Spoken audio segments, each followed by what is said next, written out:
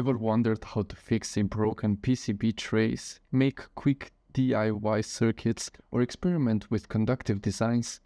Let me introduce you to this amazing Silver Conductive Paint. This paint is packed with real silver particles, making it conductive enough to repair traces, create custom circuits, or even experiment on flexible materials like paper or plastic.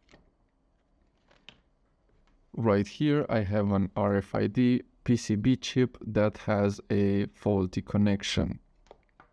When we measure it with the multimeter, we can see that it loses the trace. And here it's still connected, but if I go more down, it looks like somewhere in here it's where the disconnection happens. So the wire is severed somewhere around this area right here. Well, we can quickly fix this by applying a very thin layer of the silver conductive paint.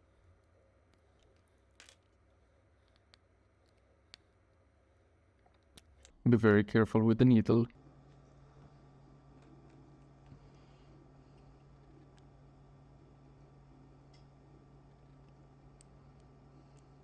Once the glue is in place, make sure it's evenly spread out.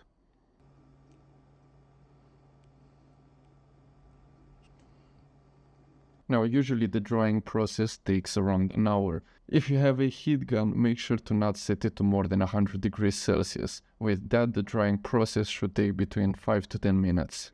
So, it is now 25 minutes later, and it seems like the paint has dried fully and a connection has been established. There you go, you can now see that the connection is now fully encapsulated. Now let's test the conductivity.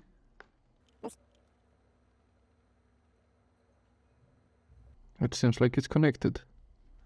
Let's check along the wire. Good. Good. Good. This silver conductive paint is actually a suspension layer of silver particles in a liquid carrier, which is usually a solvent with some resin. The drying process involves the evaporation of this carrier. So if the layer is too thick, the solvent trapped beneath the surface takes longer to evaporate, slowing the drying time. I actually had to go back and remove some of the excess paint that was on the joint. The silver particles need time to settle and form a conductive path as the liquid medium evaporates. Some conductive paints include binders or resins to improve the adhesion and durability. This can slow down drying as they require more time to cure fully. It's a good practice to apply a thin, even layer. You can use a brush or an applicator to ensure full coverage. I used the needle of the syringe to spread it out evenly. You have to be very sure that the layer is thin enough and that it had enough time to dry. If more conductivity is needed after the first application, you can of course let it dry and apply a second layer of thin. Again, this is a paint liquid, this is not a glue. It has to be put in very small quantities. Additionally, I have tried using it as a glue, trying to connect these two resistors together.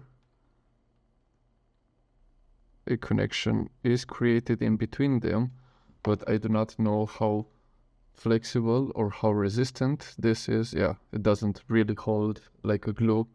So it's just a paint and it's mostly recommended to be used for PCBs